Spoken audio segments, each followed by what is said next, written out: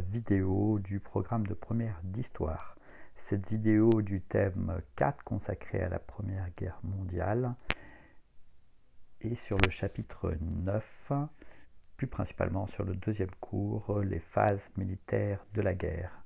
Vous reconnaissez sur notre photo un avion français de la Première Guerre mondiale. Commençons.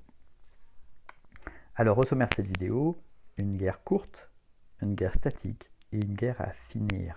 Sur la carte, vous reconnaissez la carte de l'Europe et des principaux fronts de la Première Guerre mondiale.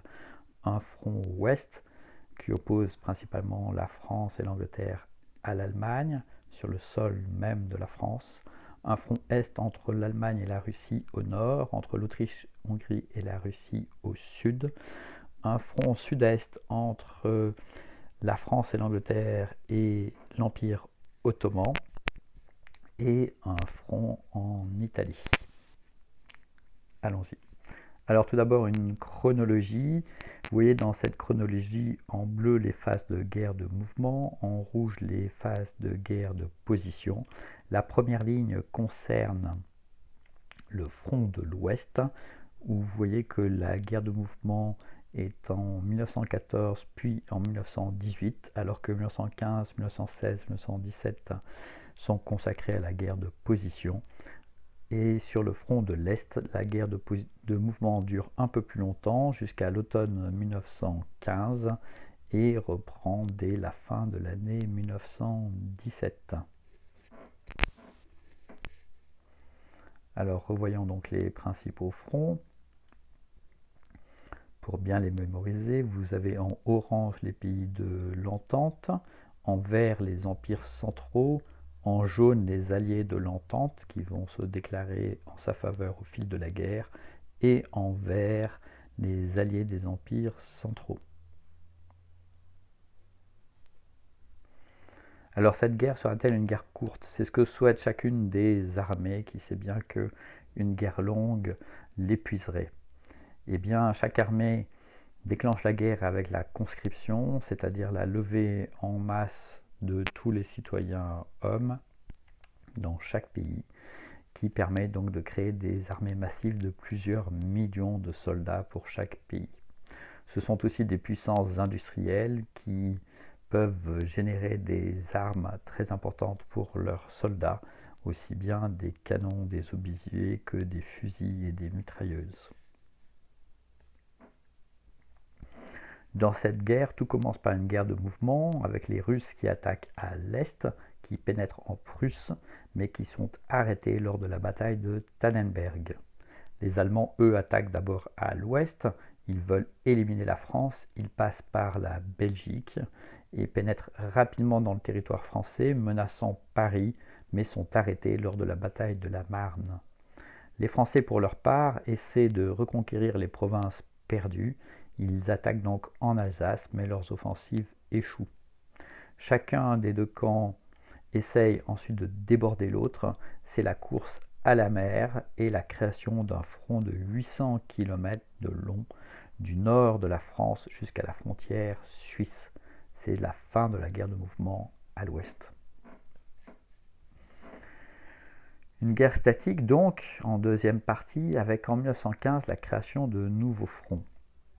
C'est tout d'abord la bataille des Dardanelles, dont vous avez la carte sur notre image.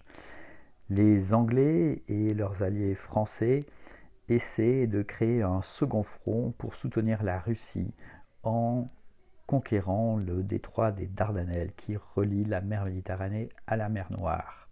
Il s'agit de priver les empires centraux de leur allié ottoman. Cette bataille est un échec. Les troupes alliées, notamment celles de l'Anzac, c'est-à-dire celles des Australiens et des Néo-Zélandais, connaissent de grandes pertes et sont obligées de piller bagages.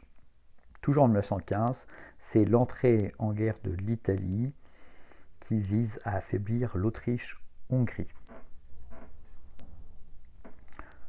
De 1915 à 1916, ce sont aussi de grandes batailles indécises sur le front de l'Ouest, avec en septembre 1915 le déclenchement d'attaques françaises en Artois et en Champagne, De février à décembre 1916, c'est l'attaque allemande sur Verdun.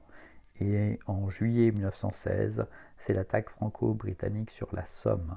Chacune de ces grandes batailles est particulièrement meurtrière pour les deux camps et ne débouche sur aucune avancée décisive. 1917, elle, est une année de rupture. Tout d'abord parce que les États-Unis entrent en guerre aux côtés des pays de l'Entente, mais aussi parce que les armées s'essoufflent et connaissent leur première mutinerie au printemps 1917. Et surtout parce qu'à la fin de 1917, la Russie arrête les combats à cause de la révolution bolchevique. Et elle va traiter avec l'Allemagne et signer le traité de Brest-Litovsk. Vous voyez sur la carte les territoires que la Russie, devenue bolchevique, cède à l'Allemagne et à l'Autriche-Hongrie, son allié. C'est la fin des combats à l'Est, ce qui avantage les puissances centrales. Cependant, les puissances de l'Entente vont être renforcées par des renforts américains massifs. Alors 1918, c'est la guerre à finir finalement dans ce nouveau contexte, avec de grandes offensives à l'ouest. Ce sont d'abord les Allemands qui essaient de prendre les pays de l'Entente de vitesse en lançant une grande offensive en Picardie. Cette offensive est d'abord victorieuse, elle menace Paris, dont 500 000 personnes, 500 000 Parisiens évacuent la ville par peur de la défaite. Et puis, cette offensive est stoppée, et d'août à novembre 1918, c'est la contre-offensive alliée que vous voyez sur la carte, vous voyez qui a lieu tout le long du front, du nord à côté de Dunkerque jusqu'au sud de Verdun. Et cette contre-offensive alliée avance sur tout le territoire et permet de contraindre l'Allemagne à l'armistice qui est signé le 11 novembre 1918 à Rotonde. C'est aussi une victoire dans les Balkans avec l'offensive de l'armée d'Orient en septembre 1918. Cette armée d'Orient a été réorganisée par le général français Franchet d'Espéré. Elle est stationnée à Salonique en Grèce et elle attaque vers le nord, en Macédoine. Elle défait la Bulgarie, reprend la Serbie et attaque l'Autriche-Hongrie. Donc ces mouvements conduisent l'ensemble de ce front à l'effondrement. Cependant, même après la signature de l'armistice par les différents pays, que ce soit la Bulgarie, l'Empire ottoman, l'Autriche-Hongrie et l'Allemagne, l'armée d'Orient continue le combat. Pourquoi ? Eh bien parce qu'elle combat les bolcheviks en Orient. Alors cette guerre, c'est aussi une guerre moderne. Vous voyez sur la photo le char Renault F-17 qui a permis de gagner les batailles de 1918 et à droite le SPAD 13 de l'as français Georges Guynemer, des avions modernes qui peuvent tirer à travers leur hélice sans l'endommager.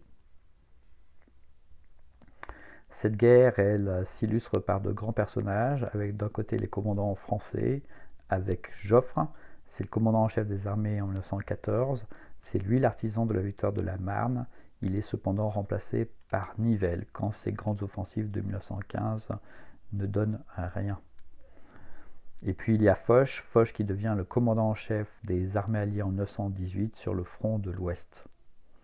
Le maréchal Pétain, lui, est le vainqueur de la bataille de Verdun et Franchet d'Espéré est l'organisateur de l'armée d'Orient qui réussit à battre l'Empire ottoman et à conquérir Constantinople.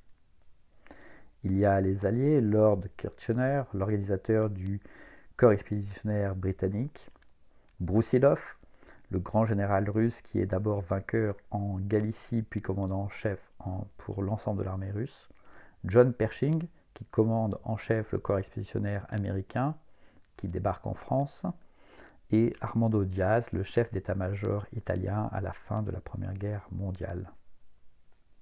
Du côté des centraux, il y a un véritable duo à la tête de l'armée allemande, les deux grands vainqueurs des batailles de Tannenberg à la fin de 1914, Hindenburg et Ludendorff. Ce sont eux qui, après, dirigent l'ensemble de l'armée allemande. Et du côté autrichien, il s'agit de Ernst von Strassenburg, qui est chef d'état-major en 1917-1918. Voilà, j'espère que cette vidéo vous a plu et je vous donne rendez-vous très bientôt pour une nouvelle vidéo sur la Première Guerre mondiale.